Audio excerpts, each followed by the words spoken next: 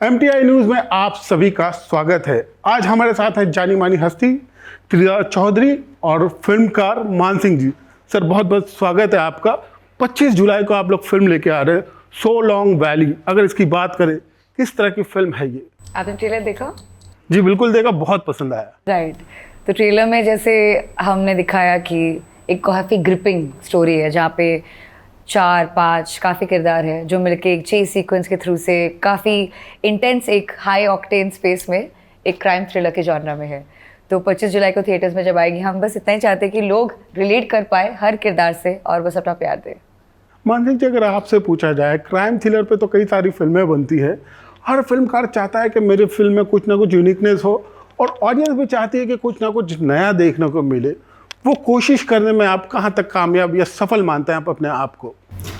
इस फिल्म में यूनिक मैं बोलूँ तो कुछ नहीं है। ये आम फिल्म है, आम लोगों की फिल्म है, तो ये लोग रिलेट करेंगे मुझे जहाँ तक लगता है। यूनिकनेस और जैसे ऑडियंस आप बोले कि चाहती है कि हम देखें, हमको मज़ा आए।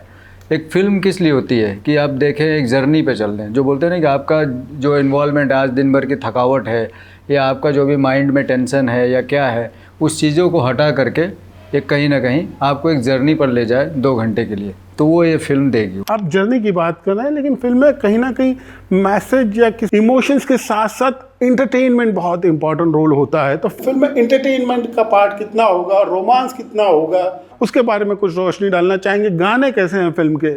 देखिए, जैसे मैंने बोला ना कि इंगेजमेंट, इस फिल्म का जो 2 आवर्स का जर्नी है ना, वो इंगेजिंग है, तो लोगों को इंटरटेन करेगा वो। तो वो काफ़ी हद तक उसमें हर वो चीज़ है, चाहे वो थ्रिल करने वाली बात हो, चाहे वो क्राइम के लिए देखा जाए या जो स्क्रीन प्ले देखा जाए, सीनरी वाइज देखा जाए, हर तरीके से वो इंगेज करेगी लोग। त्रिया जी, आपसे अगर बात की जाए तो कहीं ना कहीं आपने इससे पहले भी बहुत काम किया, लेकिन लोग एज ए आश्रम गर्ल आपको जानते हैं। क्या आपको लगता है ये फिल्म कहीं ना कहीं इस छवि को तोड़ने में कामयाब हो पाएगी? बिल्कुल, बहुत अंतर है दोनों सब्जेक्ट्स में और दोनों कैरेक्टर्स में बहुत ही अंतर है। तो मैं हमेशा इसी अपॉर्चुनिटी के लिए वेट करती हूँ कि कुछ अलग करने को मिले, तो यहाँ पे मुझे मिला है। और सो लॉन्ग वैली पता है एक फिल्म है, पर यूनिकनेस पता है क्या है? आप बस 2 घंटे के लिए ना हिमाचल प्रदेश ट्रांसपोर्ट हो जाओगे इन अ वेरी रियल स्पेस। मुझे लगता है कि विजुअली इतनी प्लीजिंग है, इतनी ग्रिपिंग है। बहुत बार लोगों को क्या लगता है, आप हमें कितना वायलेंस देखोगे, कितना आप वो देखोगे, बट एक सोशल अवेयरनेस के साथ अगर आपको एक स्टोरी नरेटिव आपको दिखेगी ना, तो आपको लगेगा हाँ हमें भी सतर्क रहना चाहिए या ऐसा भी हो रहा है हमारे देश में। It's very nice. हाँ, I think ओरिजिनल एवरीथिंग। या पुलिस की बात करें, कॉप्स की बात करें, कहीं ना कहीं वो वर्दी पहनने के बाद कहीं ना कहीं पावर आता है देश के प्रति। वैसे तो बहुत ही श्रद्धा होती है सभी को, लेकिन ये जब आप यूनिफॉर्म पहनते हैं तो क्या महसूस करते हैं आप? एक कॉप की भूमिका निभाने के लिए क्या किसी तरह की आपको खास तैयारियां करनी पड़ी? देखा जाए तो बहुत जिसको हम इंग्लिश में टेनासिटी बोलते हैं, मतलब हिंदी में ठीक से मैं समझा नहीं पा रही उस शब्द को, कि आप एक टीम को लीड करते हो, राइट? सब आप पे डिपेंडेंट होते हैं, आपके कमांड पे, आपके एक ऑर्डर पे। तो वहाँ पे ना हमेशा बस एक टीम लीडर मतलब होना, ये नहीं कि आप किसी के ऊपर चिल्ला के बात करते हैं, कुछ करते हैं। जवाबदेही। एग्जैक्टली, आपको साइलेंस पे स्ट्रैटेजी बहुत आपको सोच समझ के फिर आपकी टीम के साथ आपको मिलके एक टीम एफर्ट के साथ एक केस को सॉल्व करना होता है। वही हम देखते हैं, बट उसके साथ साथ एक अलग झलक आपको इसमें देखने को मिलेगा कि सबके पर्सनल लाइफ, वर्दी वाले इंसान का एक पर्सनल लाइफ भी तो होता है, वो इंसान ही है, वो भी चाहता है कि उसके लाइफ के पजल को कोई सुलझा दे शायद। तो हमें लगता है कि जो लोग ऐसे वर्दी पहन के किसी और का क्राइम या कुछ लाइफ सुलझाते हैं ना, वो अपने ही लाइफ में किसी ना किसी तरह उलझ जाते हैं, बट शायद काम के थ्रू से फिर सुलझ जाते हैं। आई नो इट्स कॉम्प्लिकेटेड, मैंने जो बोला है। नहीं, हमारी ऑडियंस बहुत समझदार है, बिल्कुल समझ जाएगी। राइट। तो मुझे बस बोलते बोलते ऐसे ही मुझे लगा कि ऐसा ही है, ऐसी ही है हमारी फिल्म। मान सिंह जी, अगर बॉलीवुड की बात करें, हिंदी फिल्मों की बात करें, तो अक्सर देखा गया कहीं ना कहीं किसी फिल्म को बनाने के साथ साथ उसको बेचना भी बहुत ज़रूरी होता है। जब बेचने की बारी आती है तो लोग स्टार्स ढूंढते हैं। आपकी फिल्म में शायद इतने बड़े स्टार्स नहीं है, लेकिन बहुत बेहतरीन अदाकार है, बहुत बेहतरीन एक्टर्स है। इनका चयन आपने किस तरह से किया? ये आप बात कर रहे थे या कर रहे हैं जो अभी भी, ये पुरानी बात है, अब ऐसा नहीं है। अब स्टार्स होते हैं और इस फिल्म में भी हैं। स्टार्स मतलब क्या होता है? स्टार्स मतलब ये होता है कि पब्लिक आपको रिकॉल करे, ठीक है, आपके काम को कनेक्ट करे। और मेरी फिल्म में, हमारी फिल्म में हैं वो सारे एक्टर्स, रिकॉल उनका वैल्यू है और सबसे ऑडियंस इंटरेक्शन रहा है काफ़ी सालों से, और सब अपने आप में एक अच्छा फ़ैन फॉलोइंग बना करके रखे हैं। तो अब मैं बोलूँगा कि सब सुपरस्टार ही हैं और अच्छा फिल्म को एक लेवल पर लेकर के आए हैं, उनके स्टारडम के वजह से ही यहाँ तक है फिल्म। मान सिंह जी, अगला सवाल भी आप ही से है। जब किसी कॉप्स की बात करते हैं, स्पेशल लेडी कॉप्स की बात करते हैं, तो कहीं ना कहीं उनकी जो छवि होती है बहुत ही स्ट्रांग लेडी, एकदम डेयरिंगबाज लेडी होनी चाहिए। आपकी जो कॉप है बहुत ही खूबसूरत है, बहुत ही सुंदर है। क्या कोई इमेजिन कर सकता है कि एक इतनी खूबसूरत लड़की भी कॉप्स हो सकती है, इस तरह का किरदार निभा सकती है? सर, कॉप आपने जो वर्ड यूज किया ना, वो क्या होता है, एक सुप्रीम, एक मतलब लीडर होता है। और लीडर के अंदर पेन भी सहने की क्षमता होनी चाहिए, ठीक है, इमोशंस भी होने चाहिए, स्ट्रांग रहने का पावर भी होना चाहिए, लीड करने का भी पावर होना चाहिए। तो अगर सिर्फ स्ट्रांग ही बना रहेगा, इमोशन नहीं रहेगा, तो कहाँ से मैनेज हो पाएगा? तो अगर कॉप है तो उसको सब चीज़ों को ले करके अगर ब्यूटीफुली चलेगा, स्मार्टली डील करेगा, तभी वो अच्छा कॉप बनेगा। तो ये सारी चीज़ें हैं इस कॉप के अंदर। त्रिजा जी, अगर आपके किरदार की बात की जाए तो आपने जब इस रोल को चुना तो क्या मन में आपके चल रहा था? ड्यूरिंग द शूटिंग आपका किस तरह का अनुभव रहा और आपका जो किरदार है उसके किस तरह के शेड्स है फिल्म में? मुझे लगता है मैक्सिमम लोग जो कैसे होता है ना ऐसे कैरेक्टर्स प्ले करते, उन्होंने काफ़ी शायद आप मार्शल आर्ट्स या किसी चीज़ में या एक किसी तरह, ताकि उनकी मैनरिज्म या बॉडी अलग हो, वैसे ट्रेनिंग ली होगी। शायद मैंने वैसे नहीं ली थी, तो थोड़ी सी तो हिचकिचाहट मुझे थी बिल्कुल, कि एक एक्टर का काम सिर्फ डायलॉग बोलना नहीं होता है। बहुत बार होता है कि एक सीन में आप कैसे खड़े हो, कैसे प्रेजेंट हो, वो टर्निंग पॉइंट में, वो साइलेंस में ही हम बहुत कुछ, that's the difference between TV and cinema. I think cinema में हम ऐसे सब कुछ फीड नहीं करते, स्पून फीड नहीं करते, हम बहुत कुछ सिनेमैटिकली लार्ज देन लाइफ की तरह पिक्चराइज करके हम ऑडियंस पे छोड़ देते कि आपको क्या लगता है, what does the scene mean to you. Exactly. So I took the liberty कि मैंने ट्रस्ट किया अपनी टीम को कि वो मुझे गाइड कर देंगे।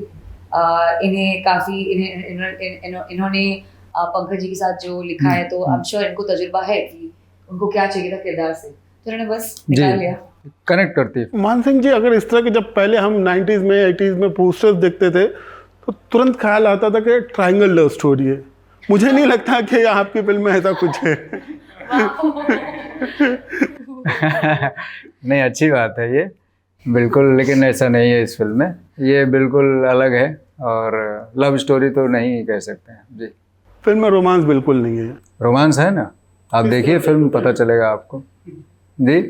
किस तरह से, कुछ हमारी ऑडियंस को आप बताएंगे? देखिए, अब रोमांस क्या होता है मैं आपसे पूछना चाहूँगा। सबकी परिभाषा अलग होती है।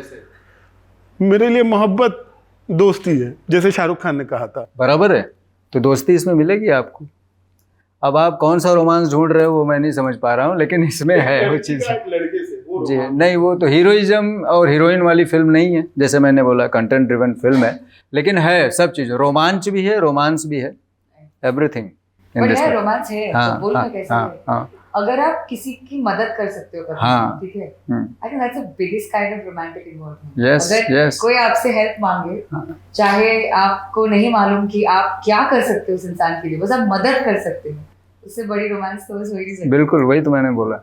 विक्रम कोचर की बात की जहाँ, तो उनको ऐसे सेंटर किरदार लेने के पीछे कोई खास कारण आपका क्या चीज़ आपको भाई उस किरदार में या उस एक्टर में जिसके लिए आपने एज ए लीड लिया उनको?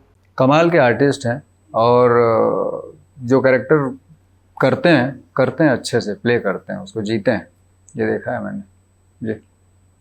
दो बहनों की कहानी है, एक है कॉप और दूसरी कौन है और कहाँ गुम हो गई है? नहीं नहीं, अगर आप जी।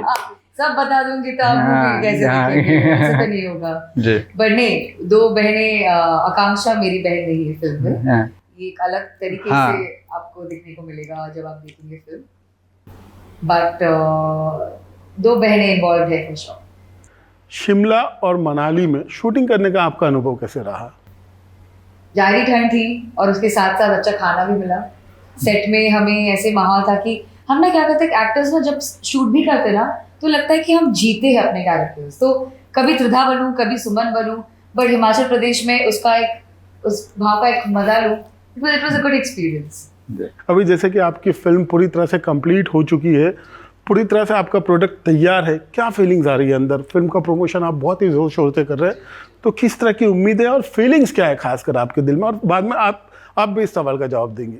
क्या होता है जब आप किसी चीज़ को बना रहे होते हैं, खास करके जब फिल्म कर रहे होते हैं या कोई भी एक शॉर्ट फिल्म भी आदमी करता है ना, तो जब बनाने के पहले जो आपके माइंड में विजन रहता है ना, जब बन करके रेडी होती है वो विजन दोनों मैच हो जाते हैं ना, तो अंदर से अपनी सोल को खुशी मिलती है। तो वो मुझे मिली है।